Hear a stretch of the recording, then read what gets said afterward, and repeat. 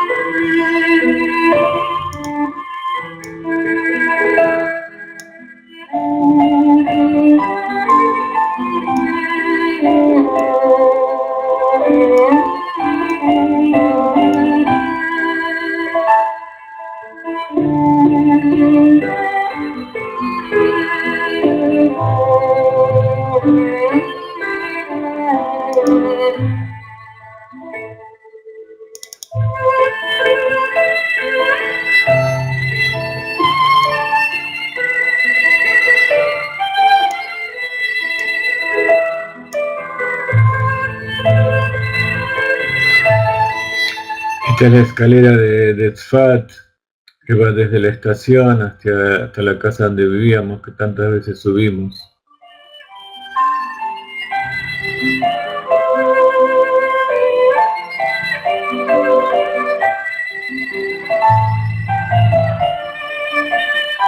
Y a la izquierda se ve la vista de la bajada de Tzfat. Tzfat está construida sobre la colina del monte Canaán, sobre la cima, y va bajando de un lado y del otro hacia abajo y llega hasta el cementerio nuevo y el cementerio antiguo donde está Rabbi Yitzhak Luria, el Arizal, Rabbi Yosef Karo, el Sheikh.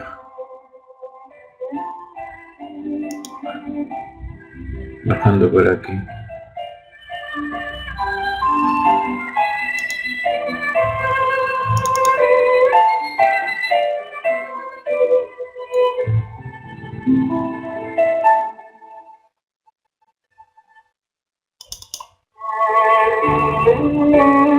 Acá está el centro de Tzfat.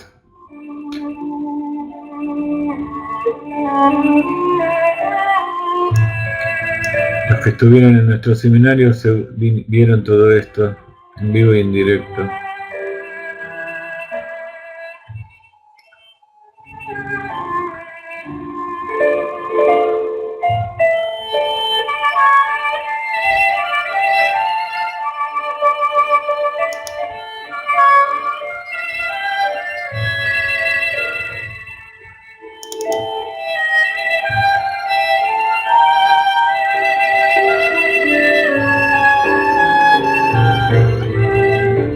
Mi hija Miri está ahí en este momento y me está mandando estas fotos. Y las quise compartir con ustedes, que son nuestra familia. No, está lejos del mar. Se ve desde otro lugar el Kinneret, el Yam Kinneret. Pero en estas fotos no, lo que se ve es el cielo transparente porque está a 800 metros de altura.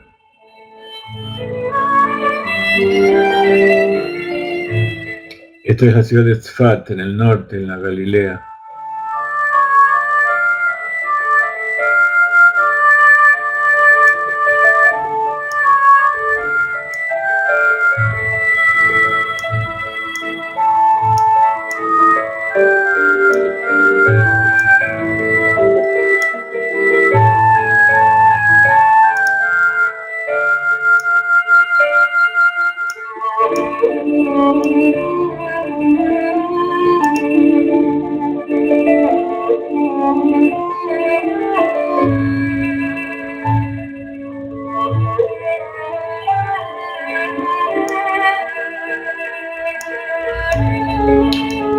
Israel no se cultiva café.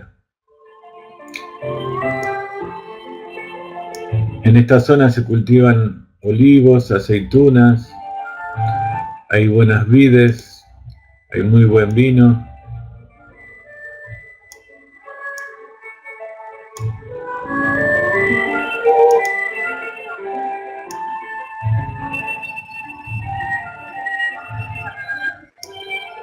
Estas son las vaquitas que están pastando por ahí en este momento.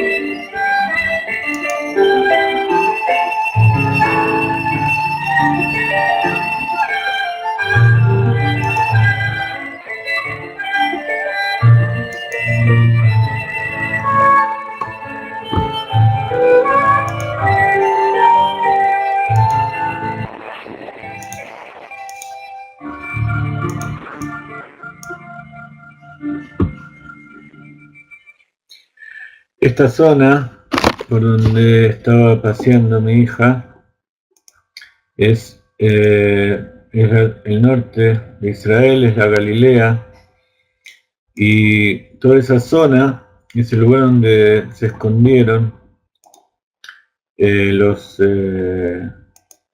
rabinos que se escaparon de la persecución romana. Y hay rabinos también que pertenecen a épocas anteriores todavía, y por supuesto todos los posteriores, como el Rambam, que está en Tiberia, Rabbi Yosef Karo, del siglo XIII, el Arizal, del siglo XVI. Esta zona donde está Rabbi Tarfon es una zona muy especial. En esta época está todo verde, porque aquí en Israel llueve en invierno. Otoño e invierno todavía caen las últimas gotas de lluvia en esta época. Y está todo muy verde. y el fresco hace que todas las montañas estén cubiertas de árboles y plantas, está lleno de animales salvajes. Rabbi Tarfon era un Cohen y por providencia divina surgió hace 10 minutos en nuestra clase. Él fue de la tercera generación de los sabios de la Mishnah. Él vivió entre la destrucción del segundo templo y la caída de Beitar. El segundo templo fue destruido en el año 70 de la era común, o sea, hace menos de 2000 años. Y la caída de Beitar, que fue uno de los últimos bastiones del pueblo de Israel frente a la resistencia de los romanos, fue en el año 135, o sea, 65 años después.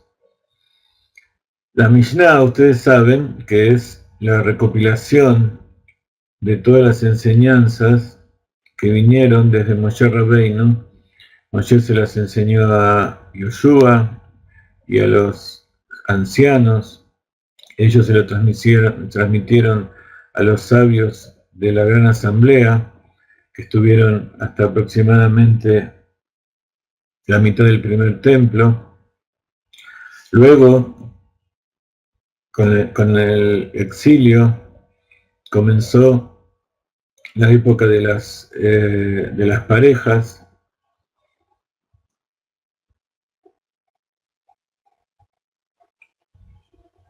Y luego de las parejas vinieron todos los sabios posteriores a la destrucción del templo, que fueron los que recopilaron la Mishnah, hasta que en el año 200 más o menos, Rabbi Yehuda Nasi escribió todas las instrucciones que fueron transmitidas oralmente en los 6 tratados de la Mishnah.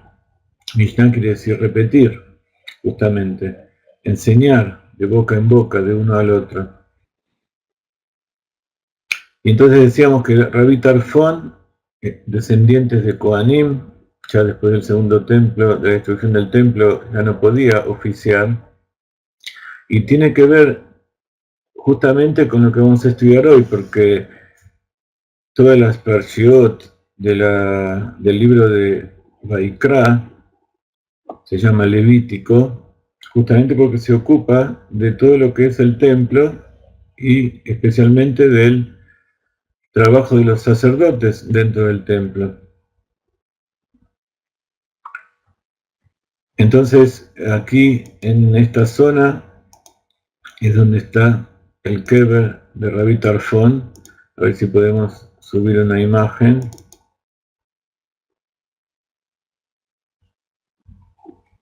Aquí viene. No me lo deja subir. Bueno, no importa. Las parejas de sabios se refiere a que una vez que la Gran Asamblea dejó de estar con el exilio del pueblo de Israel, el Sanedrín lo manejaba el príncipe, nacía Sanedrín, y además del Sanedrín estaba la cabeza o el presidente del Tribunal de Justicia. Uno se llama Nasi a Sanedrín, que era el príncipe, el más importante dentro de la legislatura del pueblo de Israel.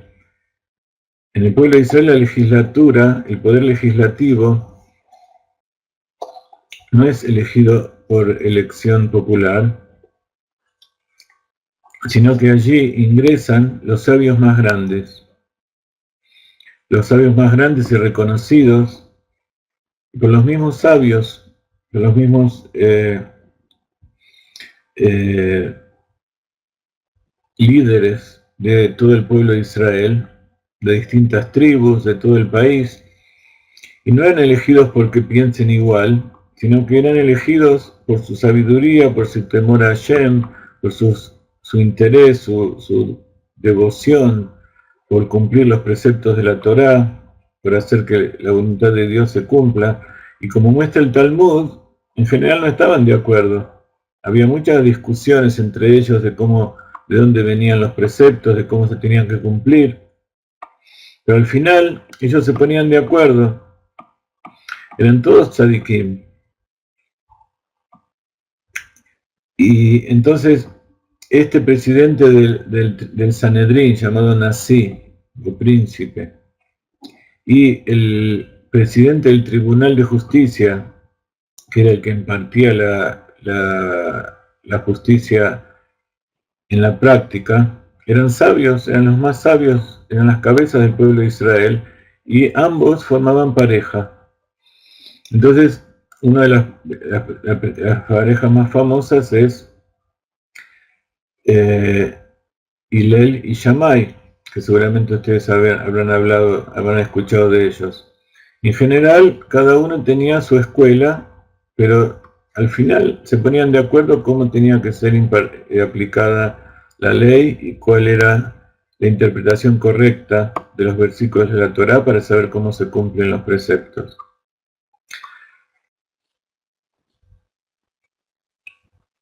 Rabbi Tarfon, como decía, era un Cohen, que era sacerdote, y él vivía en la ciudad de Yavne. Yavne es una ciudad que está cerquita de acá de Rehovot, acá en el centro de Israel, y allí es donde él impartía la justicia, era el líder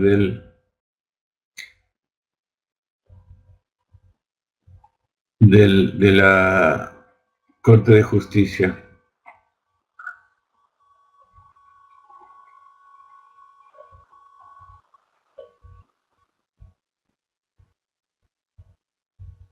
Él, como Cohen, era adherente de la escuela de Shammai.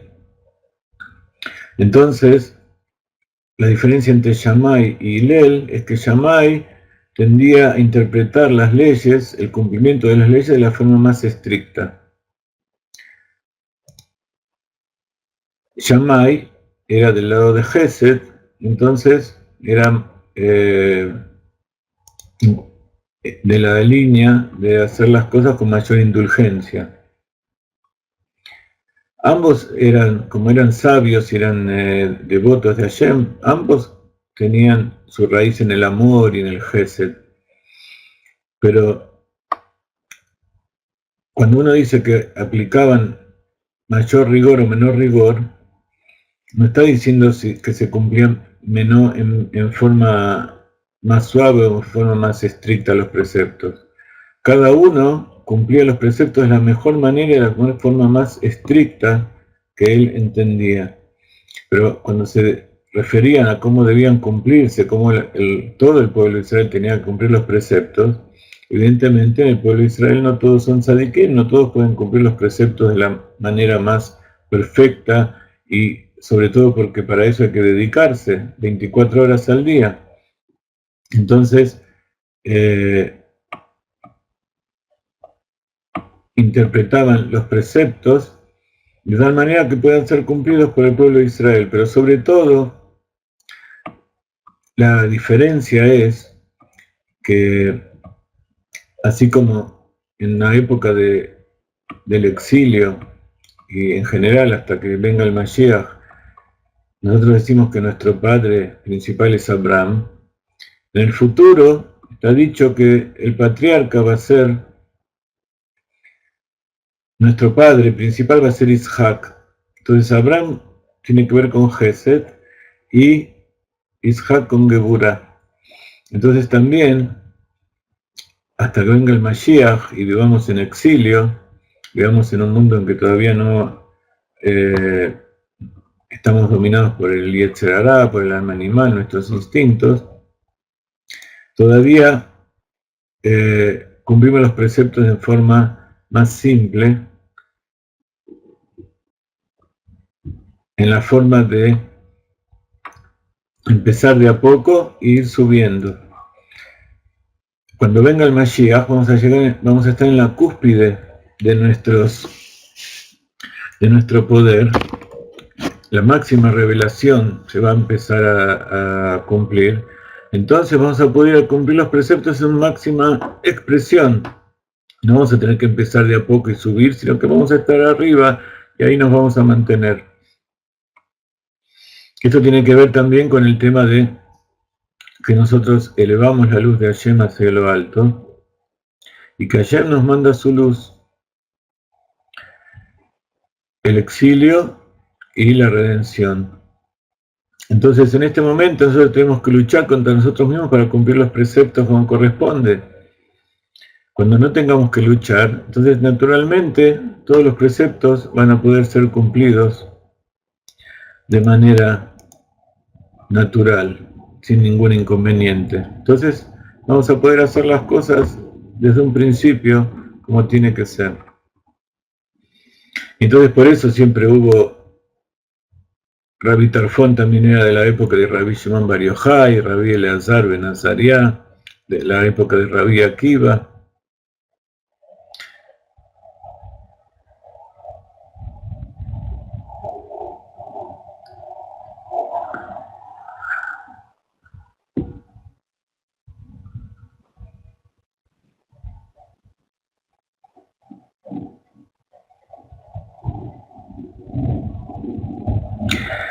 Por supuesto, él estaba en la época del nacimiento del cristianismo y él estaba en contra de que se difundan todo este tipo de cosas, entonces escribió muchos comentarios acerca de la destrucción de todo lo que sea idolatría y renegar de los principios del pueblo de Israel. Por los primeros cristianos, que muchos derivaban del judaísmo, y sabían Torá y sabían muchas cosas, pero estaban deformando y estaban plantando la semilla para la creación de otra religión, que al final, como vimos, se desvió de la Torá, se desvió de la intención original de la Torá que Dios le dio a Moshe y la transmitió al pueblo de Israel.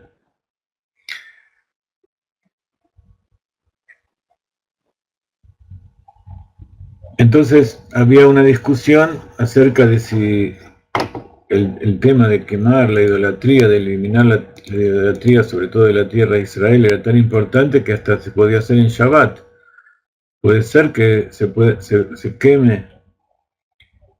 Ustedes saben que el tema de la idolatría es Pikuach Nefesh, es un tema de vida o muerte para el pueblo de Israel. Porque todo el tiempo leemos y aprendemos que no vas a idolatrar, porque idolatrar significa separarse de Hashem, y eso es la máxima expresión de la muerte, más que la muerte física. Entonces, hubo una discusión acerca de si estaba permitido quemar los libros en Shabbat o no. Si un judío puede hacer una fogata para poder quemar ese tipo de cosas.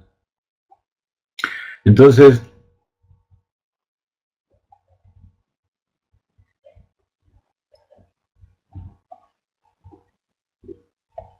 al final él sostuvo que si eso ponía en peligro la vida, de hacer un incendio para quemar, o que iba a ser perseguido,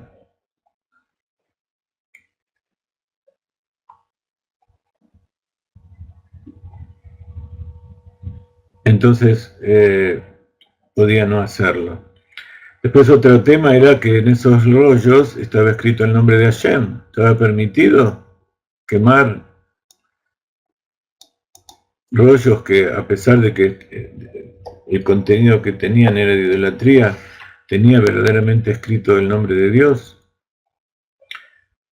Al final se estableció que sí, se podía quemar, aunque tenga el nombre de Dios, porque quemar en realidad no es desecrar, sino que es eliminar. Y cuando el nombre de Dios está utilizado para fines opuestos, entonces incluso la intención con que se escribió es pasul, es algo que está completamente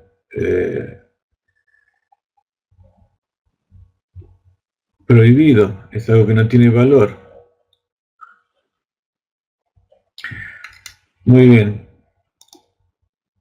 Esto se refiere incluso a épocas en que al principio, que no era exactamente el cristianismo, sino que era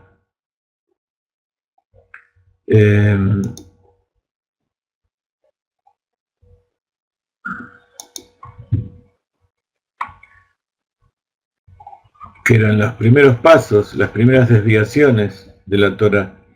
Entonces, para que eso no caiga en manos de gente que podía recibir influencia y irse de los caminos de Hashem, entonces decidieron que sí, estaba permitido quemarlo. Porque eso es para salvar una vida, no es para eliminar vidas. Muy bien, entonces no hay que confundir eso con lo que fue la Inquisición. La Inquisición fue todo lo contrario. Muy bien. Con esta introducción, paseando por las montañas de la Galilea y nombrando a los sabios y a los sacerdotes, vamos a retomar nuestro estudio de la Torá.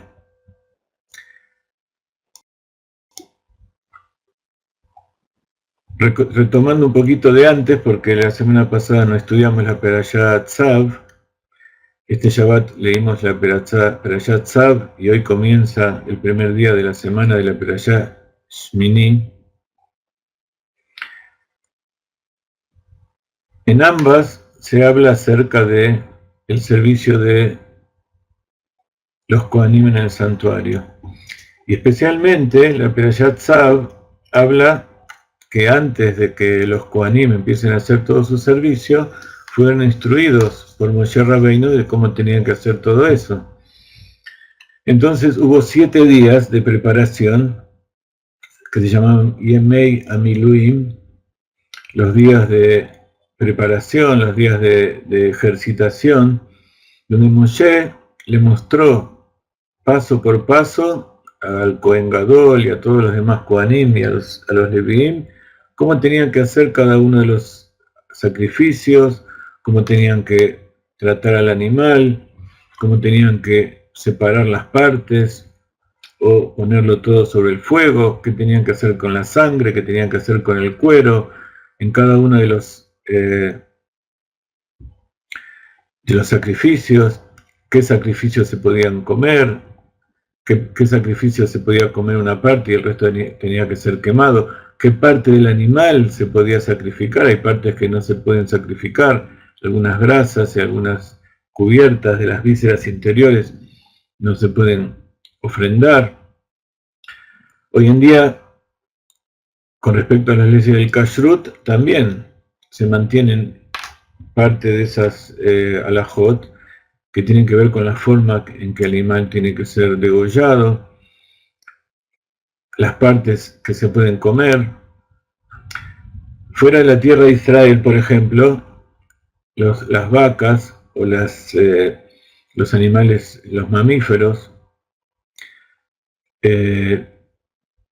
especialmente las vacas, no se come la parte trasera. Si ustedes están en contacto con judíos, o también hay judíos en la clase, saben que solamente se puede comer el cuarto anterior de la vaca. ¿Por qué? Porque en la parte anterior hay un nervio, que es el nervio ciático, que es el que fue afectado cuando Moshe Rabbeinu peleó con el ángel. Y entonces cuenta la Torá que quedó rengo. ¿Por qué? Porque le tocó el nervio ciático. Y que sale de la cintura y baja por la pierna. Entonces, la Torá nos enseña que a partir de ese momento, no se puede comer ese nervio. Jacob, cuando Jacob peleó con el ángel. Entonces, como es muy difícil, hay que ser un experto para poder sacar exactamente y que no quede nada, entonces hay gente que tiene de profesión específicamente abrir, una vez que el animal está muerto, abren esa parte y él saca exactamente todo para que no quede nada. Entonces en Israel, como no hay abundancia de carne, la parte de atrás también se puede comer. Pero en el resto del mundo, donde hay abundancia de carne, y lamentablemente en algunos lugares no hay expertos que puedan sacar ese nervio, entonces los jajamim establecieron que la parte trasera de la vaca no se coma.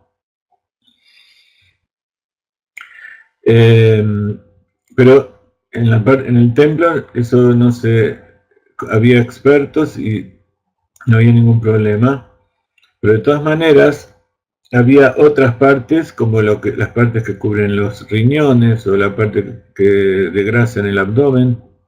Todo eso tenía que ser retirado y entonces, por supuesto, las vísceras no se ofrendaban.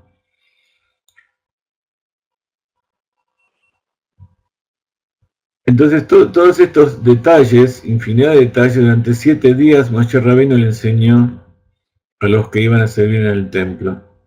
También, por supuesto, le enseñaron a hacer las ofrendas de incienso en el altar interior, de oro. También cómo se tenía que hacer cada una de las ofrendas en las festividades. Depende de la ofrenda que traía el pueblo de Israel, si era una ofrenda particular, ofrenda por el pecado, ofrenda por la comunidad. Había una cantidad de ofrendas y durante todos los días ellas se realizaban desde el primer día hasta Shabbat. También en Shabbat se hacían korbanot. También estaba la mesa de los panes, estaba el encendido de la menorá, estaba el armado y desarmado de todos los utensilios, y estaba el servicio del Kohen Gadol el día de Yom Kippur, cuando tenía que llevar el incienso y ofrendarlo dentro del Kodesh HaKodashim, allí donde estaba el Aron HaKodesh, el arca del testimonio con los querubín. Entonces de allí HaKadosh Baruj Hu se iba a revelar su presencia divina. Entonces cuenta al final de la Perashat Tzav, lo que les puse aquí. Aarón y sus hijos hicieron todas estas cosas, tal como Dios había ordenado por medio de Moshe. Vayas Aarón ubanav et kola devarim asher tziva avaya beyad Moshe.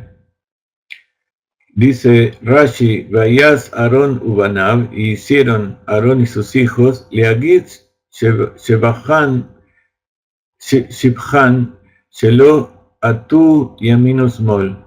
Entonces acá esto está escrito para decir una alabanza, para felicitar a Aarón y a sus hijos, porque no se desviaron ni a derecha ni a izquierda. Hicieron exactamente lo que Moshe les había ordenado, que Dios le había dicho para enseñar al pueblo de Israel. Entonces, aquí comienza la Perashá Shmini, donde, ¿por qué se llama Shmini? Shmini quiere decir octavo.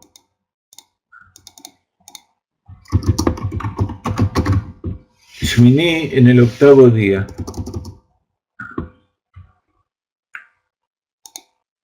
En el octavo día Moshe convocó a Aarón y a sus hijos y a los ancianos de Israel. Bayom Shmini kara Moshe le Aarón ulevanav uleziknei Israel. Dice Rashi, Bayom Shmini, y fue en el octavo día. Shmini le miluim, como decíamos recién, octavo día de las prácticas. Rosh Chodesh Nisan, fue el primer día de Nisan, que nos estamos acercando. En Purim fue el 14 de Adar, Hoy ya estamos en el 18 de Adar, entonces en 12 días ya tenemos el Rosh Chodesh Nisan. Shukam Amishkan Bo Beyom Benatal Eser Atarot Ashnuyot Beseder Olam. Entonces ese día se levantó en forma oficial el tabernáculo del desierto, se armó cada uno de esos días, de los 7 días, se armaba y desarmaba. Moshe armó y desarmó. Y él mismo hacía los sacrificios y hacía todo para que los hijos de Aarón y Aarón vean cómo se tenían que hacer las cosas. Y dice que ese día se coronó al pueblo de Israel con 10 coronas.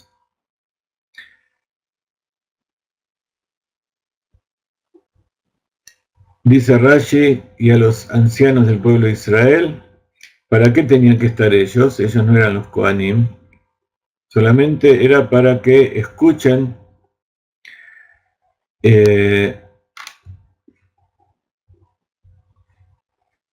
y por orden de Dios y de acuerdo con lo que dijo Moshe, Aarón entró y empezó a funcionar, a actuar como gran sacerdote. Entonces ellos fueron testigos y los ancianos entonces también escucharon y aprendieron todo cómo tenía que hacer y fueron responsables de trasladarlo también al resto de las generaciones. Veló y Ambrú me Eilav Nichnas. Entonces, para que oigan que de ahí adentro, cuando se terminó de armar todo, Akadosh Baruj Hu los llamó, y no digan, dice Rashi, que entraron por su propia cuenta, sino que entraron porque fueron llamados para Akadosh Baruj Hu. Entonces esta es una nueva confirmación, y los sabios fueron testigos de que Dios era el que estaba manejando todo esto. Y esta es una de las grandes diferencias, si no la principal, que hay con el resto de los pueblos, con el resto de las fe, de distintas creencias que hay en los pueblos. Las distintas creencias en los pueblos generalmente es porque hay una persona que viene y les dice a todos lo que tienen que hacer. Yo soy un iluminado, soy un profeta, Dios me dijo que hagan esto y yo se lo digo a ustedes. En cambio aquí, y esa es la grandeza del pueblo de Israel, y el orgullo que tenemos porque Dios nos dio de esta manera, que no es porque un hombre nos dijo, y tampoco porque muchos hombres nos dijeron, sino que muchos hombres fueron testigos de que Dios se reveló allí y Él fue el que ordenó hacer todo esto. Entonces, ¿qué fue lo que le dijo? Lo primero que tenía que hacer Aarón por orden de Moshe: toma para ti un becerro para ofrenda por el pecado y un carnero para ofrenda quemada, ambos perfectos, y sacrifícalos ante Dios. Vayomer el Aarón, Kach leja Egel ben Bakar lejatat, ve'ail leolá, mimim ve'akrev. Lifnei Abaya, ante Dios. Dice Rashi, Kach leja Egel. Leodía, Shemejaperlo, Akadosh Baruj Hu, Alidei Egel, Ze, Alma Se, a Egel Sheasa. Entonces con esto, que él estaba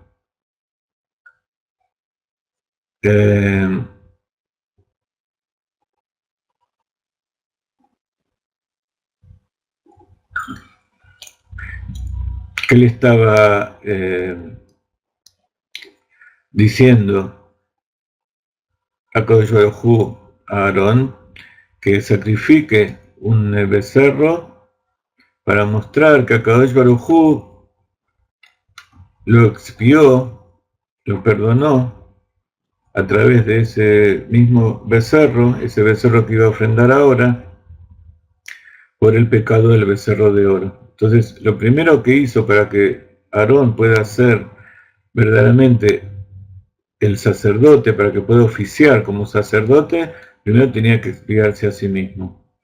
Expiar de ese pecado que hizo al colaborar con la construcción del becerro, aunque fue en forma de buena voluntad, pero de todas maneras fue un pecado. Acá veo una cara de enojo con Paulina. Yo no sé por qué, pero a mí no me gusta ver caras de enojos aquí. Cualquier inconveniente que haya me preguntan en forma privada, si no se puede hacer en público, pero, y sobre todo con Paulina. Paulina es una señora que vive en Buenos Aires, es una Sadeket, es una amiga nuestra. Yo acá en mi página veo una carita.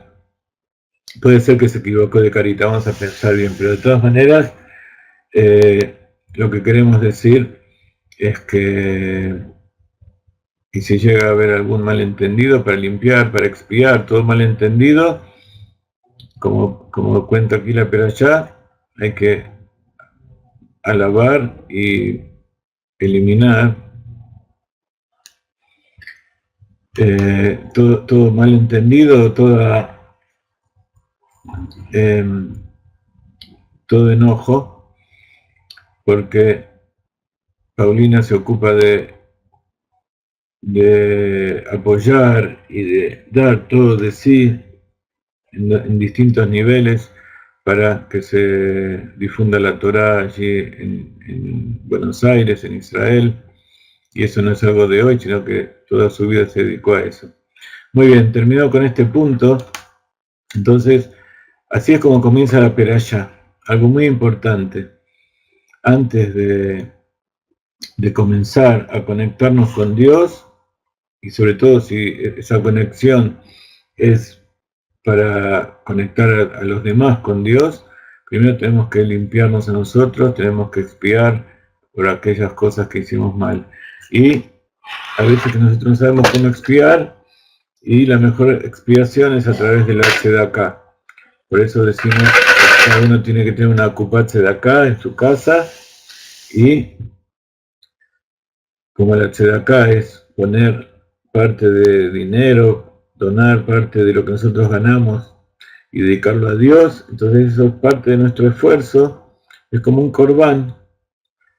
Todo el esfuerzo que nosotros hicimos es como que ofrendamos nuestro cuerpo, nuestro tiempo, nuestras energías, nuestra carne, lo ofrendamos a Dios a través de eso que nosotros obtuvimos por el esfuerzo físico, y ponemos parte en tzedakah, porque la tzedakah salva de la muerte, grande es la tzedakah que trae la redención.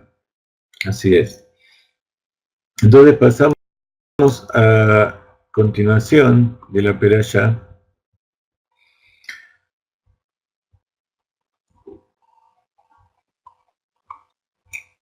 Otra parte de la Perashá sigue relatando todo el trabajo y todos los órdenes de las ofrendas animales. Y entonces llega al verso 24 del capítulo 9 de Levítico: salió fuego de delante de Dios y consumió la ofrenda quemada y las partes selectas sobre el altar.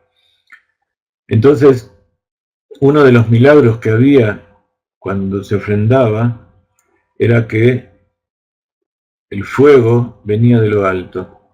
Y esa era una muestra de que Dios aceptaba esa ofrenda. Cuando nosotros hacemos una ofrenda a Dios con buena voluntad, tenemos que saber que las cosas no quedan aquí abajo, no quedan simplemente como un hecho físico, sino que todas las cosas buenas que nosotros realizamos, y sobre todo si lo hacemos con el calor, con el fuego que sale de adentro nuestro, viene el fuego de Dios de arriba y lo lleva, lo eleva. Toda buena acción genera un defensor. Toda mala acción genera un ángel acusador. Entonces ese ángel defensor es producto de las cosas buenas que nosotros hacemos aquí abajo. Entonces, alegóricamente que se eleva hacia lo alto, llega hasta la raíz de donde nosotros recibimos nuestra vitalidad, y allí hay una pelea. Y dicen, ¿merece o no merece? ¿Merece o no merece? Y siempre tenemos que tratar de hacer que la balanza esté inclinada para el lado del mérito. Y esa moneda que cae, ¡pum!, golpea con tanta fuerza que rompe, elimina muchos malos juicios en lo alto. Entonces, otro testimonio del pueblo de Israel. Todo el mundo estaba ahí reunido cuando Aarón puso la ofrenda de animal sobre el altar de cobre y de piedras que había afuera. Y cuando el pueblo vio esto, alzaron las voces en alabanza y se echaron de bruces. Vatetse esh milifnei Havaya, vatochal al hamizbeach et haolah ve'et hachalavim, vayar kol ha'am, vayarunu vayapilu al panehem. Hay una ofrenda que se llama Olá. Olá viene de la palabra la'alot, subir. ¿Por qué se llama Olá? Olá de ahí viene la palabra holocausto. Holocausto significa que es una ofrenda que se pone entera allí en el altar y es consumida en forma completa.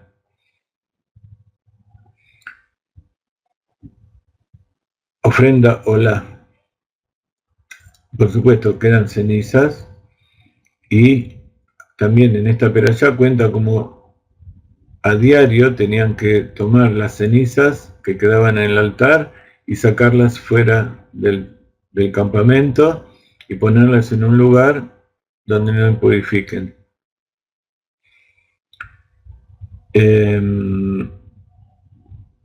Entonces, eso es lo que despierta la conexión con Dios. Irá es temor, un temor reverencial. Sentir la inmensidad de la revelación, incluso en una vaquita que se quema, ver la inmensidad de la conexión del infinito, de la luz infinita con Dios. En general, las cenizas lo que se hacía era tomarlas, sacarlas del santuario y llevarlas en un lugar aparte y se enterraban, se ponían bajo tierra, salvo las cenizas de la vaca roja. Las cenizas de la vaca roja se guardaban, era una ofrenda especial que no se ofrendaba en el santuario, sino que se quemaba afuera del campamento, y de las cenizas se producía un agua que purificaba las impurezas de la muerte. Pero de eso vamos a hablar en otro momento. Dentro de poco vamos a leer la Perashat Pará.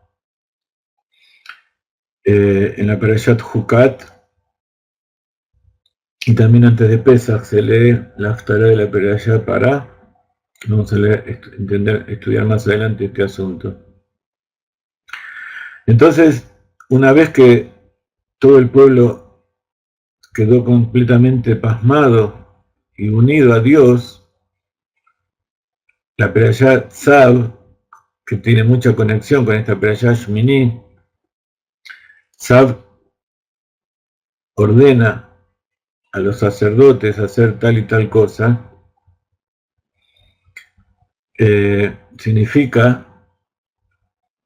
implica también conexión. Tzav es Tzavta Bejibur. Tzevet quiere decir hacer un equipo, un grupo. Entonces, Tzav, todo esto que ordena Dios de hacer las ofrendas de animal, todo el servicio de los Kohanim, es unir las almas entre sí y unir el alma de cada uno con su raíz en lo alto, unirlo con Dios.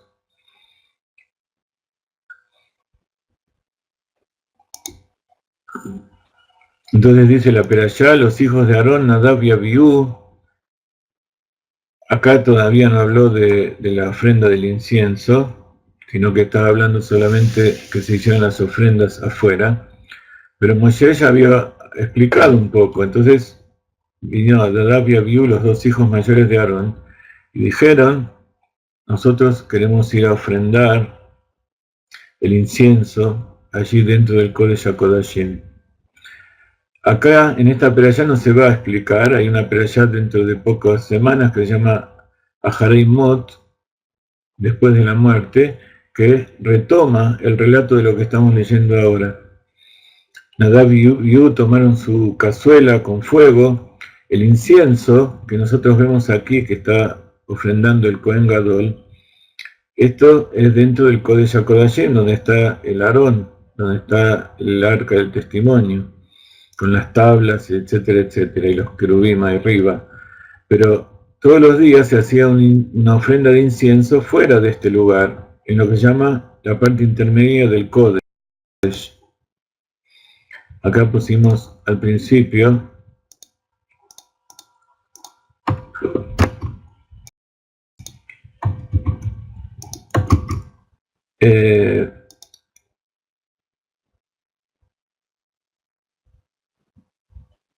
bueno, vamos a verlo de aquí.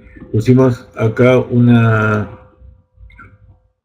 imagen, un dibujo de cómo era el tabernáculo. Ya lo explicamos muchas veces, pero para que tengan idea. Esto que se ve aquí afuera es el altar de las ofrendas animales y vegetales. Esto es el patio del tabernáculo. Y esto se llama el Kodesh, la parte sagrada, que es la parte propiamente dicha, donde allí adentro está, como se ve aquí, dos partes. Esto es el Kodesh, donde está la menorá, el candelabro, está la mesa de los panes, acá está el candelabro, la mesa de los panes y el altar de incienso. Entonces todos los días, en el altar de incienso que está aquí adentro, en esta parte, el sacerdote tomaba un poco de las cenizas del altar exterior, que habían, perdón, no de las cenizas, sino de las brasas, en una palita, y entraba aquí, y en el altar, un pequeño altar de madera de acacia forrada en oro, que acá se ve muy chiquitito, no sé si alcanzan a ver. Acá a la derecha está la mesa de los 12 panes, aquí a la izquierda está el candelabro con las 7 velas, y acá adelante está el altar de oro. Entonces allí arriba se ponía las brasas con incienso, el incienso especial del Beit HaMikdash, que solamente se puede hacer allí. Está dicho que si alguien quiere hacer esa mezcla exactamente con las especias que explica el halajá, que se explica en el Talmud, que explica la Torá, que cómo tenía que ser hecho el incienso, y lo hace fuera del templo, o sea, en la época que estaba el templo, lo hacía afuera, o si después que se destruyó el templo, en cualquier lugar, ya no se podía hacer más. Cualquiera que haga eso merece la pena de muerte.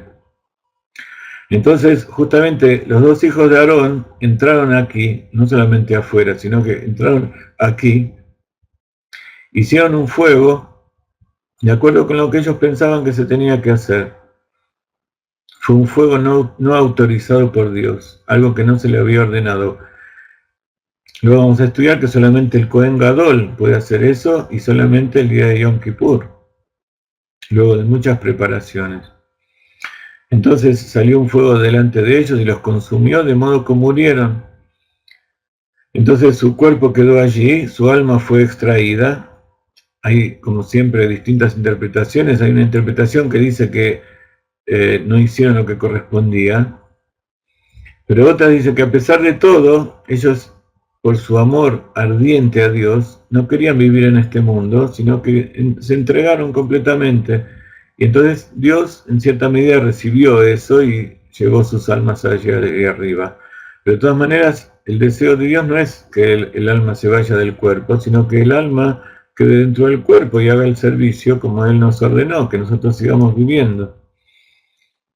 Entonces, a pesar de que los grandes tzadikim no quieren nada de este mundo y desprecian todo lo que es material, y quieren solamente conectarse con Dios, la orden es vivir.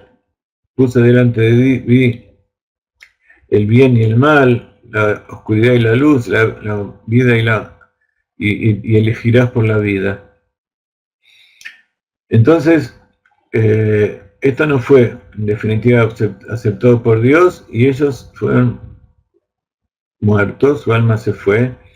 Entonces Moshe le dijo a Aarón, frente a la visión de sus dos hijos mayores que murieron, después quedaron los otros dos hijos siguientes como en reemplazo de ellos. Pero de todas maneras Aarón quedó muy conmocionado, no sabía lo que hacer.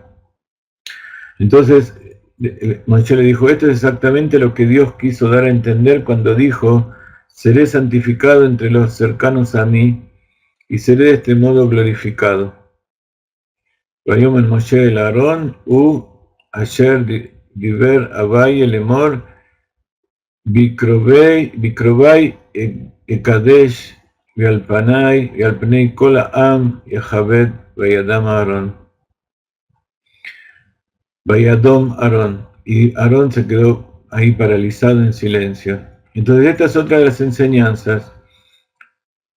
El servicio a Dios no se hace como a cada uno se le antoja. Por más que tenga muy buenas intenciones,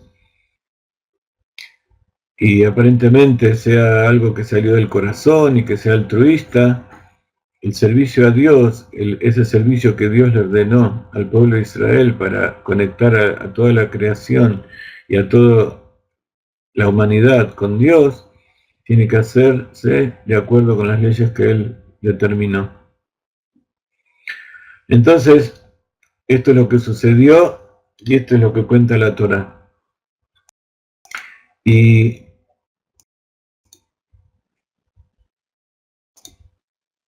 entonces, después de todo esto, la Torá nos viene a hablar acerca de algo muy interesante que aparentemente no tiene conexión con todo esto y por la cual la Parashá Shmini es muy conocida en el pueblo de Israel, y es porque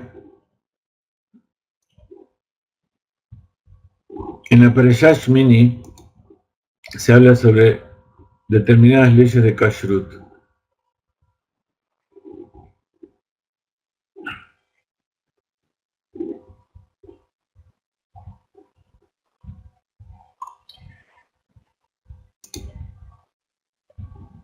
En la Parashá Shmini se habla acerca de los animales impuros. Mucha gente pregunta por qué estos animales son impuros, por qué la Torá prohíbe comer. Incluso preguntan por qué son impuros. Y en realidad el tema de la pureza y la impureza no es algo que tenga que ver con la lógica. Tiene una lógica espiritual, por supuesto. Todo tiene su raíz en lo espiritual, pero no es algo que nosotros podemos entender. Entonces, en la Perashá Shmini, en el capítulo 11, empieza el capítulo 11 con un tema completamente diferente, aparentemente, pero que tiene que ver también con los animales. Dios le habló a Moshe y Aarón diciéndoles, Vaidaber Abaya el Moshe Bel Aarón Lemor Aleyem. le hablarás a los israelitas y les transmitirán lo siguiente. O sea, esto no es solamente para los sacerdotes, sino que es para todo el pueblo de Israel. De todos los animales del mundo, estos son los que no pueden comer. Por un lado hay preceptos positivos donde dice cuáles son los animales que sí se pueden comer. Dentro de los animales de tierra están los animales que son rumiantes. Entonces, el primer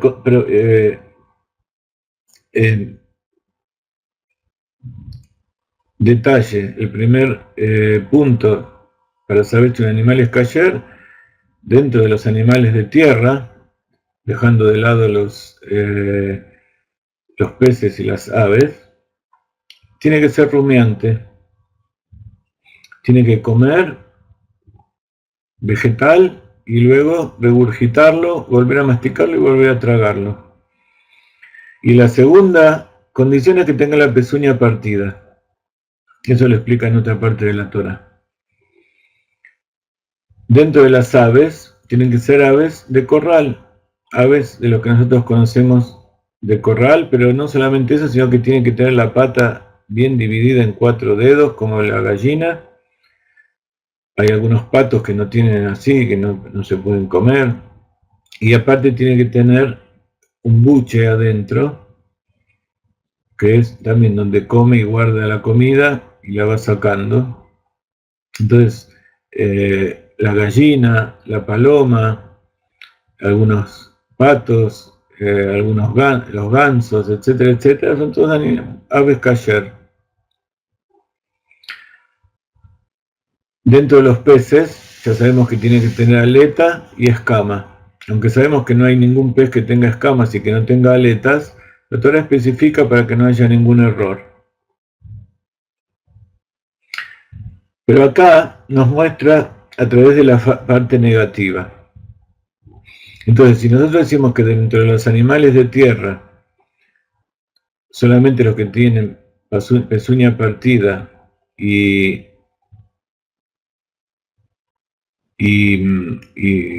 son rumiantes, entonces nos circunscribimos a pequeñas especies, pequeños grupos de especies en relación con la infinidad de animales que hay, que son los animales de corral y algunos animales salvajes. Entonces tenemos los vacunos, caprinos y ovinos. Esas son las 3 grandes familias de animales que podemos comer dentro de los que se crían. Y después hay animales salvajes que también se pueden comer. Por ejemplo, el ñu, el búfalo, el ciervo, la gacela. Son todos animales que también son rumiantes y tienen la pezuña partida y también se pueden comer. Todo eso elimina todo el resto de los animales. Pero hay veces que hay duda. Y lo mismo con los pájaros. La gallina, el ganso, el pavo, se pueden comer su carne, sus huevos. Y entonces, dentro de esta porción nos habla de los animales y las aves que no se pueden comer. Entonces hay distintos animales, que puede ser que en cada país tenga distinto nombre, pero lo da con el nombre en hebreo. Y entonces se puede identificar sobre todo en la tierra de Israel. Como son especies muy generales, entonces esto se puede ver en todo el mundo. De todos los animales del mundo, estos son los que no pueden comer. Entonces, complementando lo otro.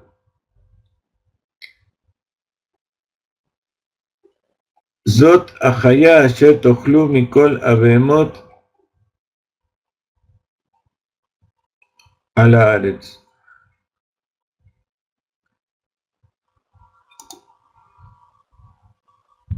Perdón, primero comienza hablando de todos los que sí puede comer. Salté este verso, yo quería ir directamente a los otros. Entonces, ¿cuáles son los que sí pueden comer? El kulam, entonces, todos pueden comer, pero mientras que sean mamíferos, que tengan pezuña y sean rumiantes, como decía recién. Pero dentro de estos hay unos que no pueden comer. El camello, que es impuro, porque es rumiante, pero no tiene pezuña partida.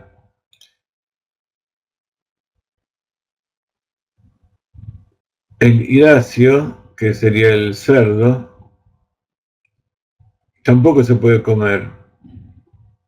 Ah, no, no es el cerdo. ¿Qué es el hidacio? Lagmal, Mialá, Gerá, Uf, Barzá, Eineno, Afris, Tamé, Ulajen.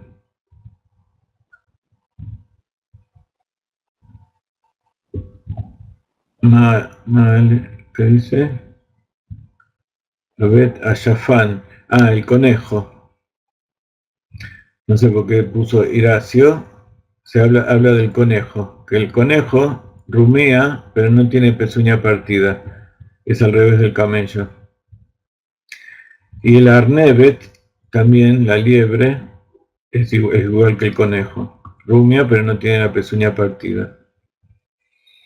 Y el cerdo, que tiene la pezuña partida, pero no rumea, entonces tampoco se puede comer.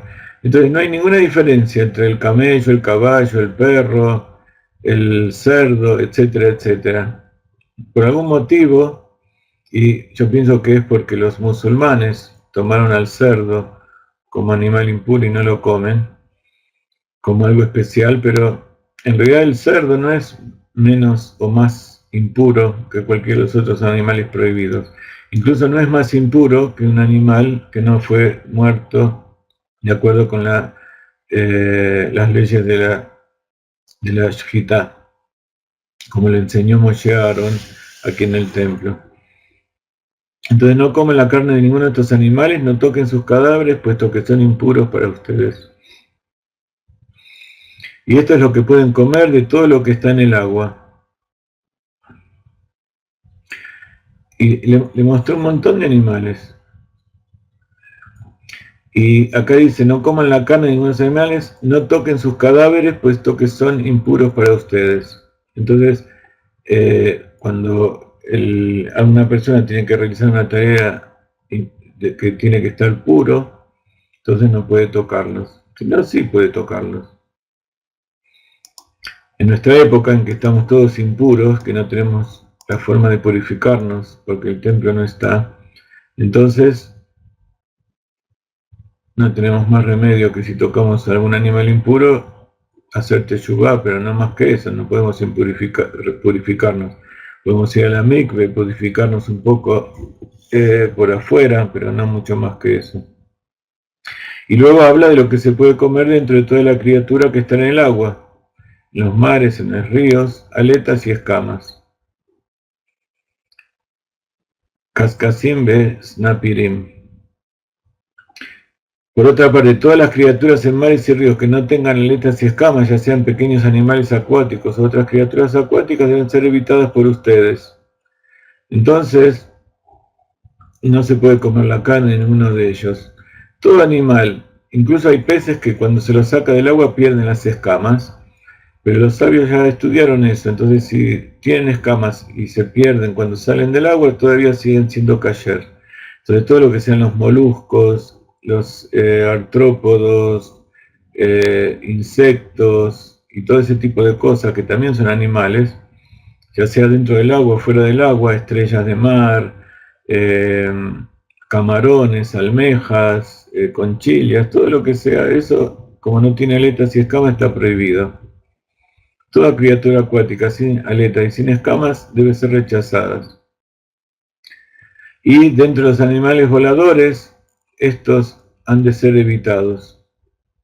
Acá no habla exactamente de cuáles son los kasher, sino que todos los que tengan estas características, que sean rapaces, que coman animales, que no se alimenten de forma vegetal, etcétera, etcétera, y acá da toda una lista de esos animales: el águila, el cóndor, el buitre, el halcón, el cuervo, el avestruz, el búho, la gaviota, el cormorán, etcétera, etcétera, el cisne, el pelícano, la urraca, montones de animales que están todas escritas en la Torá, pero de todas maneras siempre hay que preguntarle a un rab porque él sabe exactamente qué es lo que no se puede. Si ustedes ven estos animales, directamente no se puede, pero si tienen duda de alguno que anda por ahí, por el campo, si el judío no puede comer ningún animal de estos, tampoco si lo mataron con escopeta o le cortaron el pescuezo así directamente o le golpearon la cabeza y lo mataron.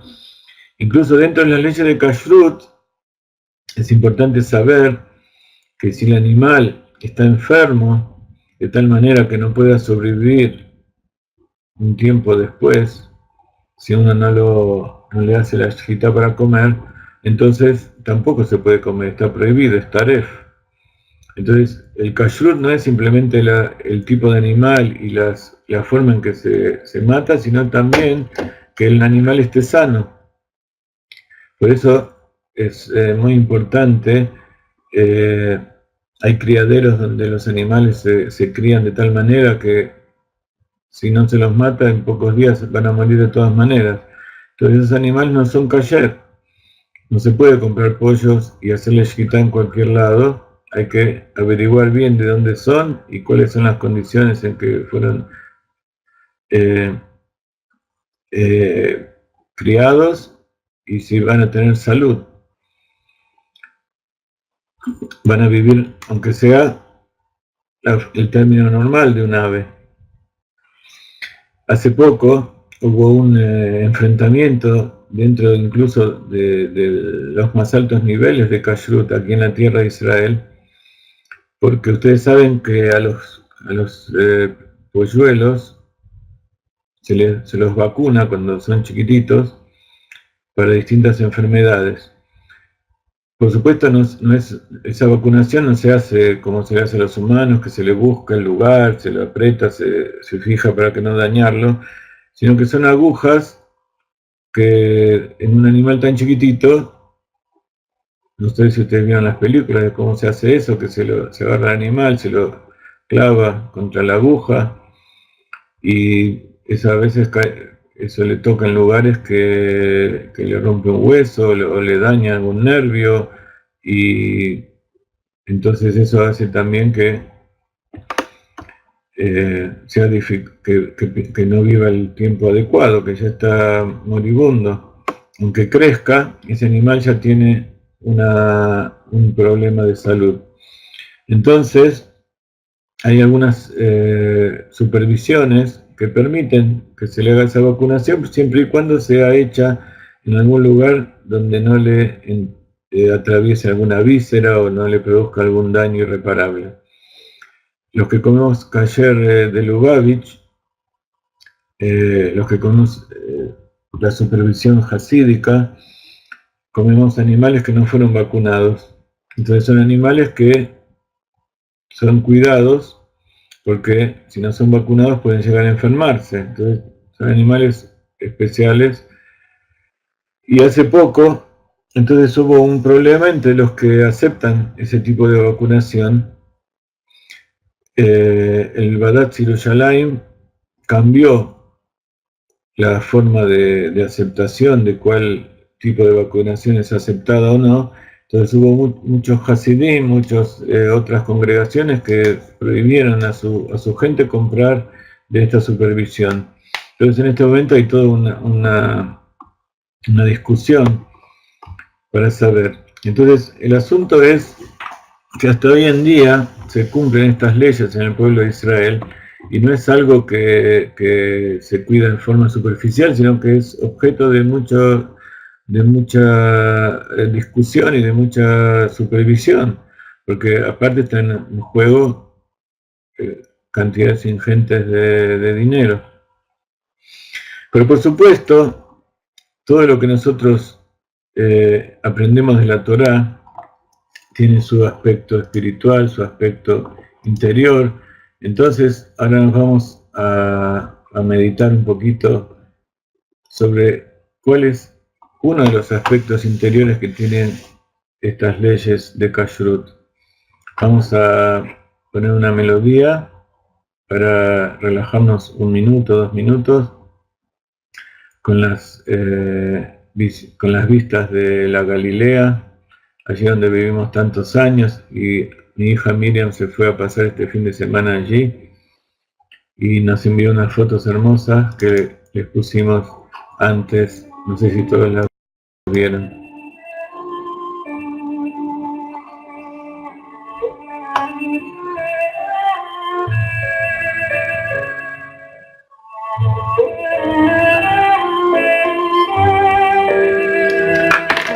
Escríbanle a Miri, así sigue con los cursos. Ella es mora en muchos lugares de internet y no queremos presionarla demasiado, pero nos gustaría que siga los cursos porque hay mucha gente que la está esperando.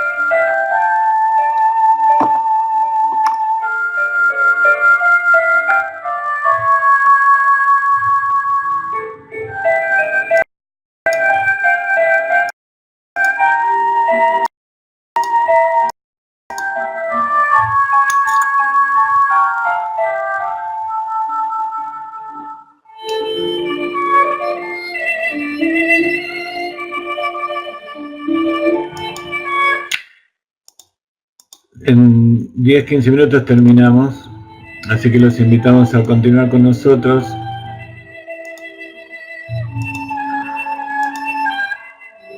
Queríamos invitarlos a estudiar o a meditar en la parte interior.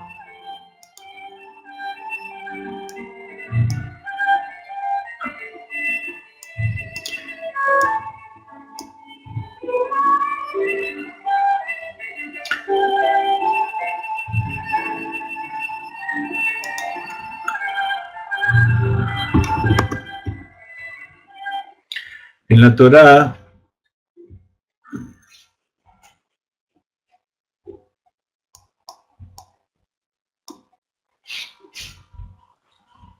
está escrito que Dios creó los cielos y la tierra.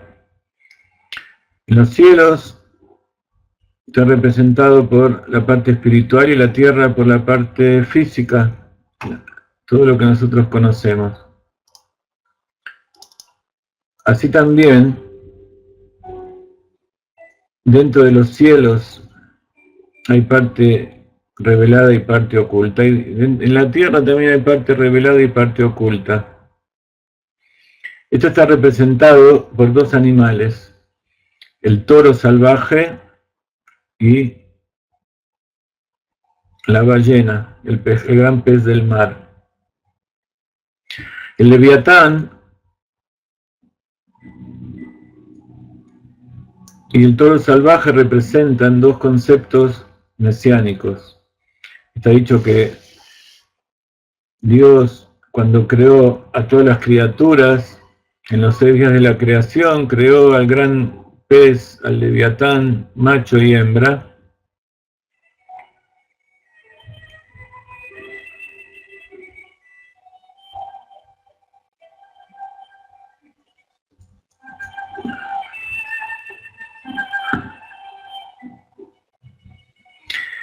Y mató a la hembra y dejó el leviatán.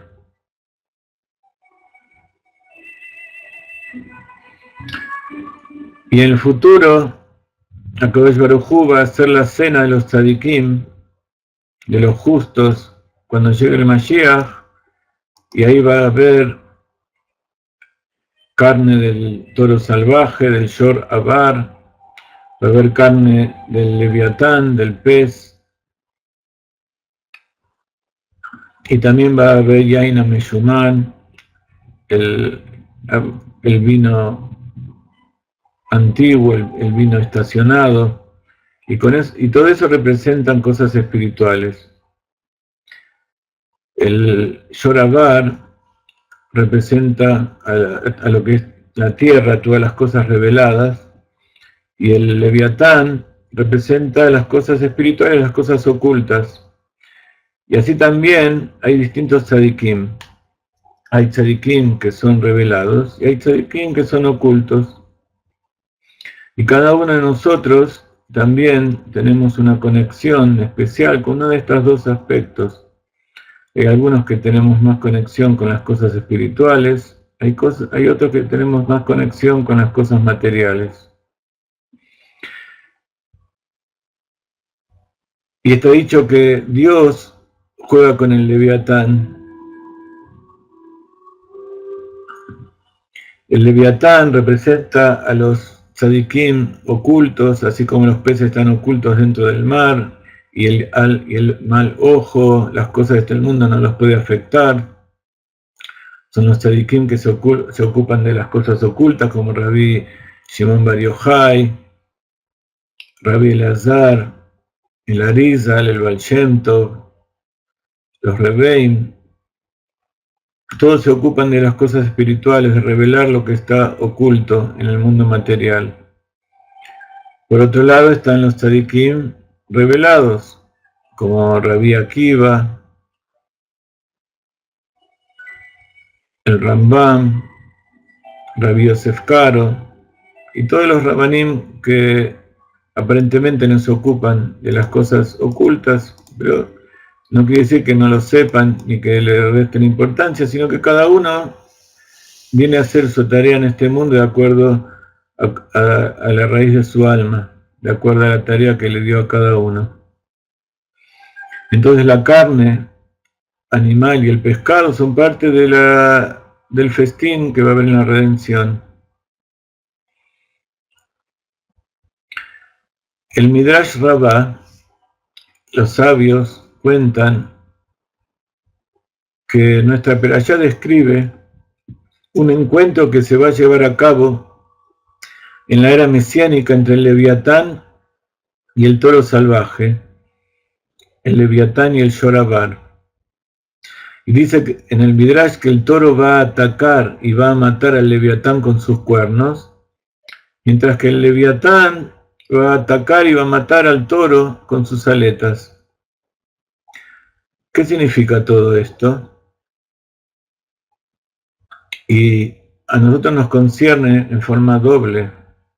Primero, porque saber un poco lo que va a pasar en el futuro aligera un poco, nos alivia un poco de la carga del exilio.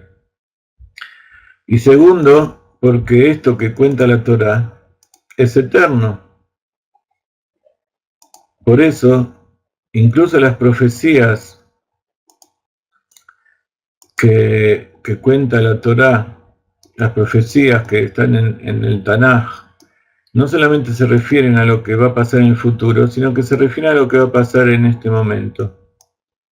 Y acá se refiere no a una lucha, sino que, como todas las cosas que trae la Torá, todos los opuestos, como explicamos hoy durante toda la clase, son para que se unan y para que juntos muestren la infinitud de Dios, la unicidad de Dios. La paradoja de que los opuestos pueden estar juntos.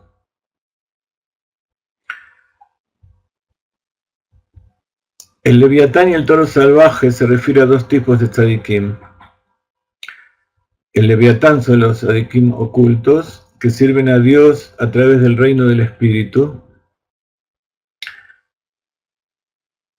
como Rabbi Shimon, que estuvo 13 años en la cueva, y por supuesto allí no podía cumplir los preceptos en forma concreta. Él vivía junto con su hijo, vivía del agua y de la algarroba, del árbol de algarroba, que crecieron milagrosamente ahí al lado de la cueva donde ellos estaban. Hoy pusimos esta foto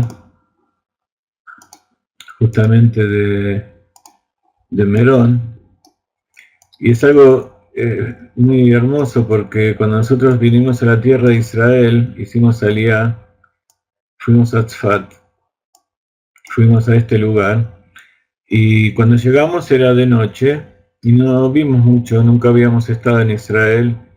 Subimos por las montañas y llegamos hasta allí y entramos en un edificio que está construido sobre la montaña, pero nosotros como bichos de ciudad, de Buenos Aires, nunca vimos un edificio construido sobre la ladera de una montaña.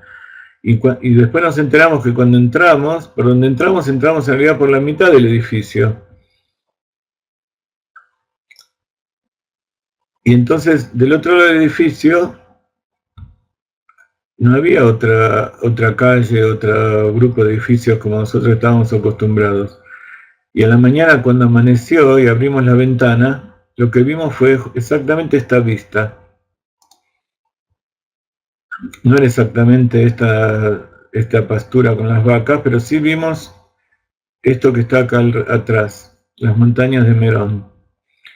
Y vimos también las montañas verdes, así, porque justo era esta época en que llegamos, justo llegamos antes de Pesaj. Y lo primero que vimos fue justamente el lugar donde yacen Rabbi Shimon Bar Yochai y su hijo.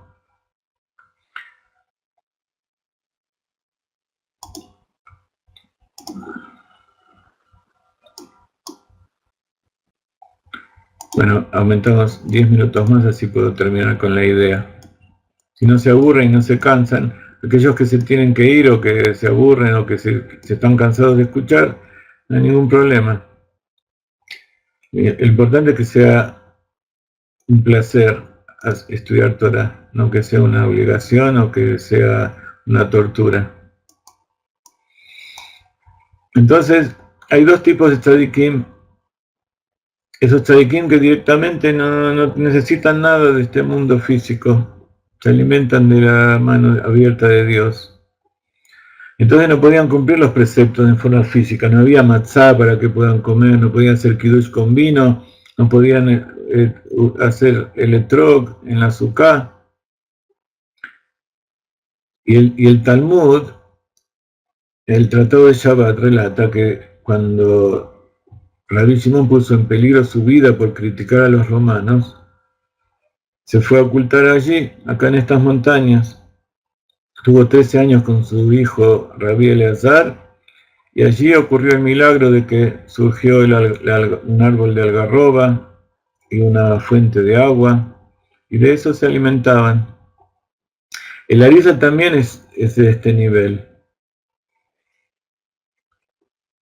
El Anur Zaken, el primer rebbe de Chabad, el Alter Rebbe, dice que este tipo de tzadik abarca tanto al Arizal y a todos los colegas, todos los alumnos y compañeros que tuvo él en su generación, y al Baal Shem Tov, y a todos también los colegas, todos los otros rebes y los tzadikim ocultos que había en su generación.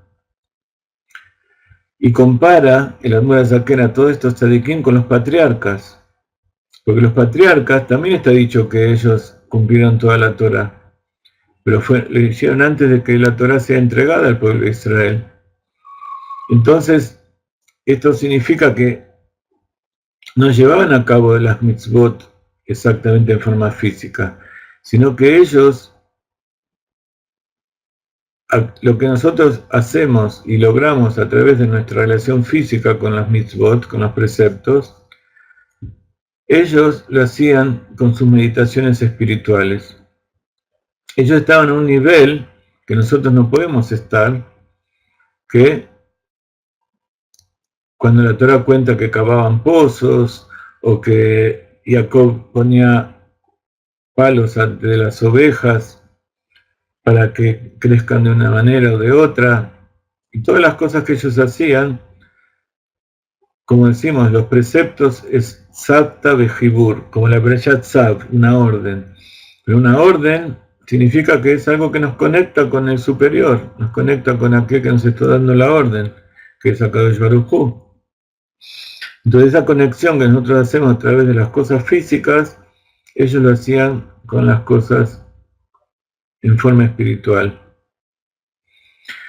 El servicio espiritual de esta gente, los tzadikim ocultos, está hecho de experiencias que se producen fuera del cuerpo. Y así contamos una vez la historia del Arizal, que allí cuando estaba en Tzfat, cuenta el Alter Rebbe, el primer Rebbe de Chabad, que mientras el Arizal estaba durmiendo, Rabbi Yitzhak Luria estaba durmiendo una tarde de Shabbat, vino su alumno Abraham Levi y se fijó que el Arizal estaba susurrando. Entonces Rabbi Abraham se acercó su oído a la boca del Arizal para saber qué es lo que estaba diciendo. Y de repente el Arizal se despertó. Y al verse sorprendido, Rabbi Abraham le dijo que quería saber qué es lo que estaba diciendo el Arizal, que estaba susurrando su maestro. Y el Arizal le dijo: siempre que duermo, mi alma asciende al cielo a través de distintos caminos que yo conozco, y los ángeles llevan mi alma delante del ángel Metatrón. El ángel Metatrón es el ministro del ángel del mundo de Yetzirah, que maneja las cosas del mundo de Asiá, y es aquel que maneja la conexión de las almas que suben para estudiar Torah cuando duermen. Los tzadikim hacen eso cuando no están dormidos. Hacen elevaciones espirituales, como también sabemos del Baal Shem Tov, y el ángel lo acompaña y le pregunta a qué yeshiva quiere ir. En realidad él no dice quién pasa y quién no pasa, porque el alma divina sube y estudia Torah, sino que él los guía para saber a qué yeshiva pertenece, para saber qué es lo que tiene que estudiar. Entonces, el ángel le pregunta, antes de decirle, le pregunta a estos grandes tzadikim, le pregunta a ellos qué es lo que quieren estudiar. Entonces, lo lleva hacia ese yeshiva y allí le transmiten los secretos de la Torah, cosas que nunca han sido reveladas y que no se conocerían, no eran conocidas siquiera en la época de los sabios de la Mishnah. Rabbi Abraham le rogó al Arizal que revele, aunque sea uno solo de los secretos, y el Arizal se rió y le respondió: yo doy testimonio pongo por testigo frente a los cielos y a la tierra, que si viviera 80 años consecutivos, sin exagerar, y relatara las cosas que he aprendido en este momento que subí y estudié acerca de Bilam y del burro de Bilam, no podría decir durante 80 años todo lo que aprendí en este momento que estuve arriba. Entonces, ¿cómo puedo revelarte uno de los secretos? Si todos los secretos son una seguido del otro, están todos unidos. Entonces estos tzadikim son llamados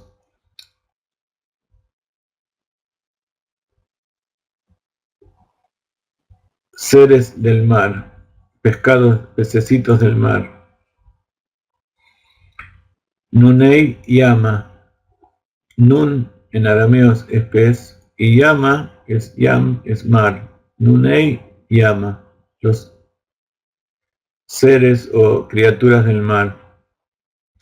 Y entonces, así como los peces, que están completamente envueltos y ocultos dentro del mar, estos tzadikim están completamente cubiertos por la divinidad, rodeados y sumergidos en la divinidad,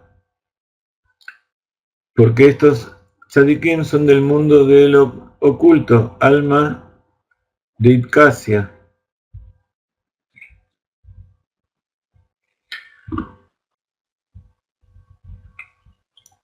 En realidad hay tres tipos de seres. Están los peces, los animales y los peces anfibios y los animales anfibios.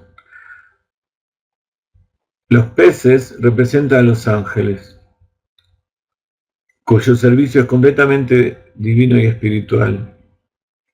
Los anfibios, que tienen tanto que ver con la tierra y el mar, son los tzadikim como Rabbi Shimon Bar Yochai y el Arizal, que son seres humanos, viven en la tierra y hacen las cosas de acuerdo con la naturaleza, pero están conectados y rodeados de espiritualidad. Son como los animales anfibios, entran y salen de aquí y de allá, de acuerdo con lo que hace falta. Los animales terrestres son los tzadikim cuya atención se centra enteramente en las cosas manifestadas, en las cosas físicas, los preceptos físicos. Aquellas cosas reveladas de la Torah. Hay veces, aparentemente, hay como una discusión, como un enfrentamiento, en los que se dedican a la Kabbalah y los que se dedican a la Torah revelada. Pero en realidad, el enfrentamiento es para saber si se pueden revelar esas cosas o no, no es porque uno piense que existe o no existe, sino que hay algunos que dicen que hay que revelar todo esto, como dijo Larisa, que es un precepto revelar todas las cosas ocultas, y hay otros que dicen no, todavía no, que el mundo no está preparado, que hay gente que puede utilizar esto para maldad. Larisa dijo, a partir de él, ya todo esto se puede utilizar ya se puede revelar a todos. Y el Baal Shem Tov fue más lejos, y el Rebbe dijeron que también a los no judíos se puede revelar. Y por eso estamos aquí. De todas maneras, la halajá dice que no se puede enseñar las cosas ocultas, las cosas de Torah a los no judíos, si no hay judíos presentes también. Así que le agradezco a todos los judíos que están en esta clase, y los no judíos tienen que agradecerle a ellos, porque gracias a ellos podemos enseñar todas estas cosas en forma abierta y clara. Entonces estos tzadikim, las criaturas del mar, se unen los mundos inferiores con la luz infinita de Dios. Por lo tanto, se llaman Leviatán. Leviatán viene de Leví. Leví, ustedes saben que es la tribu que ayuda a los Kohanim a hacer el servicio a Dios. Y los Kohanim también vienen de la tribu de Leví. Entonces, estos Leviatán, los tzadikim ocultos, son los que unen lo superior y lo inferior. ¿De dónde viene Leví? Leví viene es el tercer hijo de Jacob, que le dio Lea, y ella le dijo, se llama Leví porque ahora mi marido se unirá a mí, estará más aferrado a mí. Entonces, por eso de los levitas, de la tribu de Leví, vienen los sacerdotes. ¿Qué es el sacerdote? Aquel que une lo espiritual con el pueblo, con el mundo material. Y de ahí viene el Leviatán. El Leviatán, como la ballena, es un mamífero que vive dentro del agua. No es como todos los peces del mar. No es anfibio porque no vive fuera del mar mucho tiempo, pero sí tiene que salir todo el tiempo a respirar. Quiere decir que el aire también es parte del mundo físico, el mundo revelado. Entonces a veces vive abajo y a veces se lo ve como sale para afuera. Y se relaciona tanto con los animales de abajo como con los animales de arriba. No así los peces que viven solamente abajo, los peces que tienen aletas y escamas, que no respiran, que no son mamíferos. Entonces acá vemos una relación muy interesante de por qué se llama el Leviatán, porque une justamente al mundo físico con la luz infinita de Dios.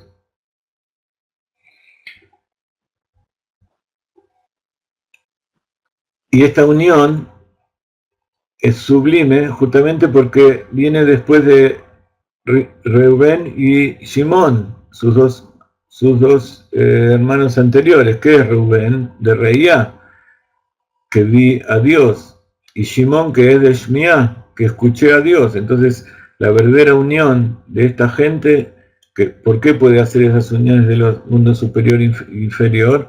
Porque ellos mismos tuvieron la experiencia de ver y escuchar a Dios. Y entonces, como los peces del mar, que se deslizan suavemente de un extremo a otro con un solo movimiento, así también estos tzadikim atraviesan sus caminos espirituales de un solo movimiento. Hacen un ejercicio, hacen una meditación y ¡pum!, se conectan allí arriba.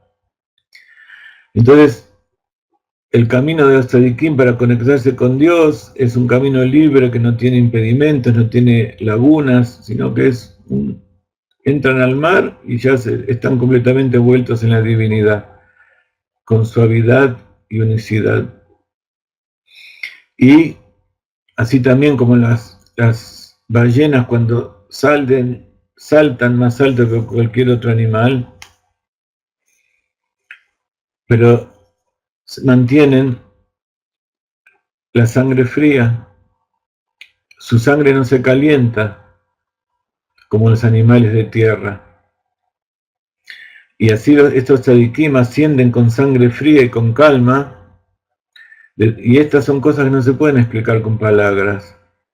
No se puede decir de qué se trata, porque no es una calma y una frialdad exterior, sino que es una paz y una calma interior, que es lo que los une con Dios allí en lo alto. Esa calma que viene del calor también, pero no el calor de las cosas de este mundo, sino el calor y el afecto. El calor tiene que ver con la cualidad del amor, el amor como llamas de fuego que lo une a Dios. El segundo tipo de tzadik es el que sirve a Dios con las cosas manifiestas, con las cosas reveladas, en el mundo físico en que nosotros nos movemos. Y tienen que cumplir las mitzvot en el plano físico, con las cosas físicas. Entonces por eso se regocijan en las festividades, comen carne, vino, no solamente agua y pan, como los tzadikim ocultos. Y de hecho la luz espiritual de cada festividad extrae sucesivamente, extrae esa luz a través del cumplimiento de las mitzvot físicas asociadas con cada festividad. Cuando comen matzah en Pesach, cuando agitan el lulav en Sukkot, cuando toman vino y carne en las festividades. Los tzadikim ocultos generalmente son pordioseros, son pobres que van por ahí y no necesitan nada de eso. Los verdaderos tzadikim, los verdaderos rebeim, son una mezcla de los dos.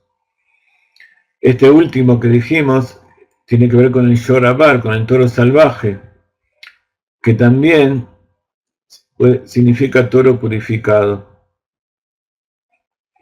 O sea que este tzadik tiene que ver con las cosas físicas, que es representado por el toro, pero que se purifica a través de su servicio divino.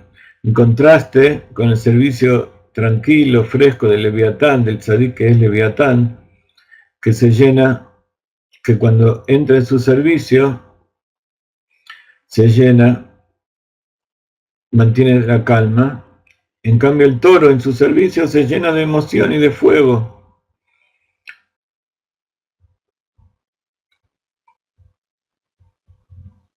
Pero, sin embargo, el servicio del tzadik revelado es algo pequeño en comparación con el camino del tzadik Leviatán. Entonces, por eso está dicho que el Leviatán va a salir y con su aleta va a degollar al toro. Y a pesar de que la aleta no es un cuchillo filoso, de acuerdo con la halajá, no se puede cortar, no se puede hacer una shjitá kasher si el cuchillo no está afilado y no tiene ninguna mella. En el futuro por venir, que no va a haber maldad y todas las cáscaras impuras van a estar eliminadas, esto va a ser una shjitá kasher. Y entonces, deslizándose suavemente por las aguas, va a hacer shjitá del tzadik. ¿Qué significa?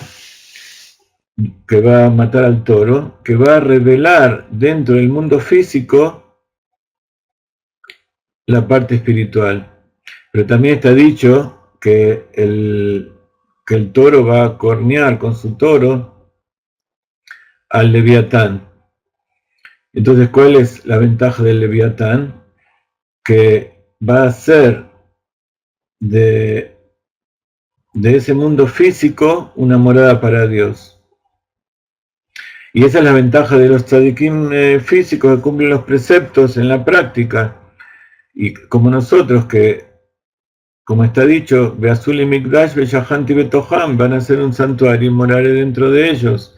Y a través de nuestro trabajo hacemos de este mundo una morada para Dios.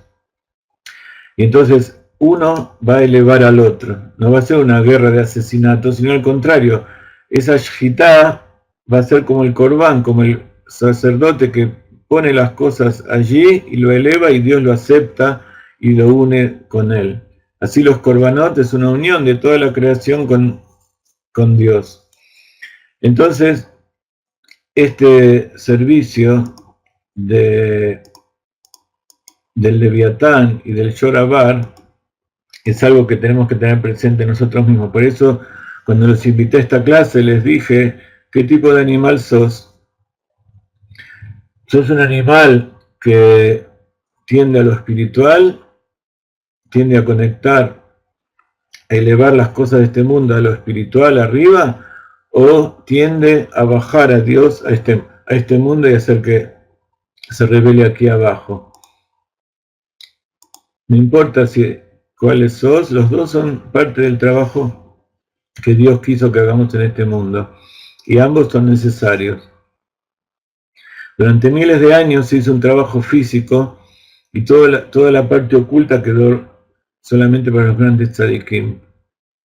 En nuestra época, a partir de Rabbi Shimon Bar Yochai,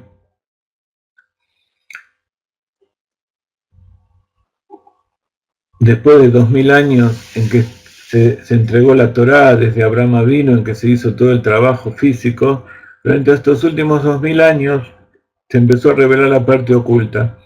Y en nuestra época, el final de los últimos 6000 años, vivimos en la época de la redención, cuando ambas cosas se unen, y lo espiritual y lo material es uno solo. Aquellos que nos ocupamos de las cosas físicas nos unimos con los que nos ocupamos de las cosas espirituales, y por eso el Rebbe y Chabad se ocupa de utilizar la mente. La mente es como el Leviatán. La mente es aquello que une lo de arriba y lo de abajo. Eso es Chabad, eso es el camino del Hasidut Chabad. Hacer que lo espiritual y lo material sean uno. a través de la meditación, para que se enciendan las emociones del corazón, se purifiquen, y para que nuestro intelecto se eleve y revele las cosas ocultas que hay en nuestro inconsciente. Sos un pez, ahora tenés que dedicarte a ser un toro, complementarte con el toro, unir las sangres. Cuando se hace shjitá se corta y sale la sangre.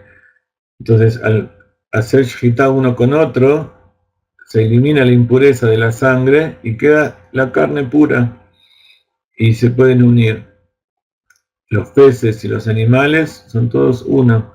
Los tzadikim, el pueblo de Israel, los Benei Noach, todo uno frente a Dios. Ese es el mensaje entonces de esta época. Pero cada uno tiene una raíz del alma, y cuando unimos todas las raíces del alma, entonces hacemos que Dios sea uno. Generalmente las personas que vienen a nuestras clases tienen una inclinación hacia la parte espiritual, pero tienen que saber que para poder llegar a conocer en forma espiritual, hacer un trabajo espiritual verdadero, tienen que perfeccionarte en la parte física, en la parte revelada. Y aquellos que tienen una inclinación a hacer las cosas, pero no fijarse tanto en lo superior, en el origen, en la meditación, tienen que saber que para ser completos también tienen que descubrir esa parte oculta que hay en las cosas reveladas.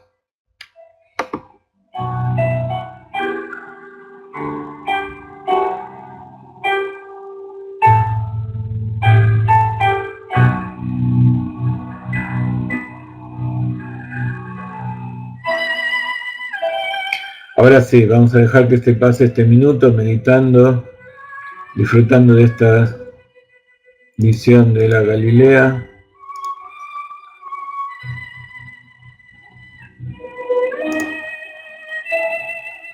Los invitamos a utilizar ese animal, ese yorabal que ustedes tienen, que es el trabajo en el mundo físico, que está representado por la sangre. La sangre en hebreo es dam, y damim también quiere decir dinero. Arrojar la sangre significa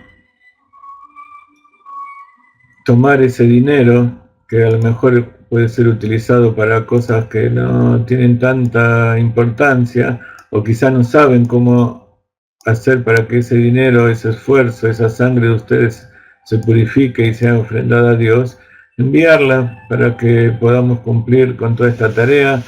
Los esperamos después en la clase del Zohar, en el horario de costumbre, y espero que Bezrat Hashem nos unamos todos juntos para recibir al Mashiach ahora.